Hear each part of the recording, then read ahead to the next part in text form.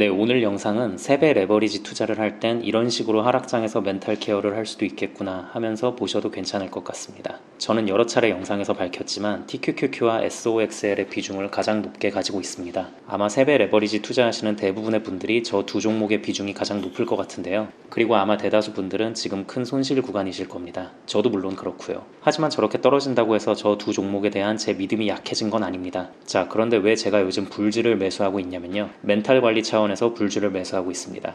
처음 급격한 하락장을 맞았을 땐 저도 TQ와 속슬에 물타기를 계속 했었습니다.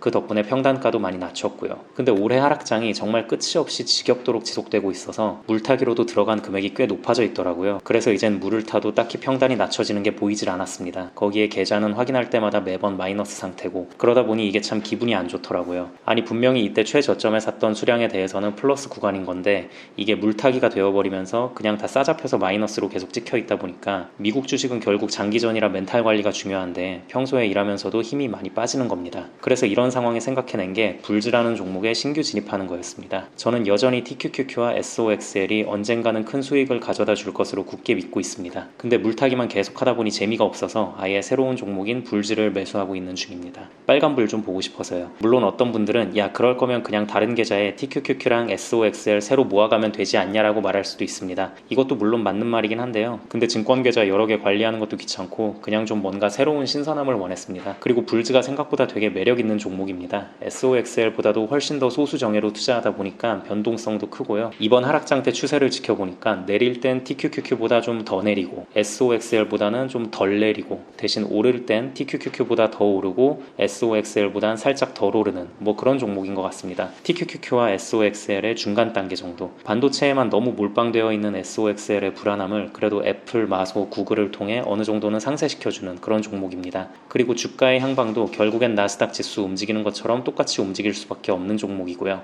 단지 TQQQ보단 변동성이 좀 크다는 것만 알고 계시면 됩니다. 뭐 아무튼 이런 대세 하락장에선 확신을 가지고 있는 기존 보유 종목에 물을 타는 전략도 좋지만 신선함을 위해 추세가 비슷하게 흘러갈 수밖에 없는 종목으로 해서 신규로 저점 매수를 해버리면 계좌에 빨간불 찍히는 것도 간간히 볼 수 있으니까 멘탈 관리에는 괜찮다고 봅니다. 참, 뭐 당연한 말이겠지만 그 반대 경우에도 마찬가지입니다. 예를 들어 기존 종목으로 불주를 많이 들고 계신 분들은 이번 기회에 어차피 추세는 똑같이 가니까 TQQQ나 SOXL을 추가 매수해서 플러스 찍히는 것도 보고 하면 여러모로 정신건강에 좋을 수 있습니다.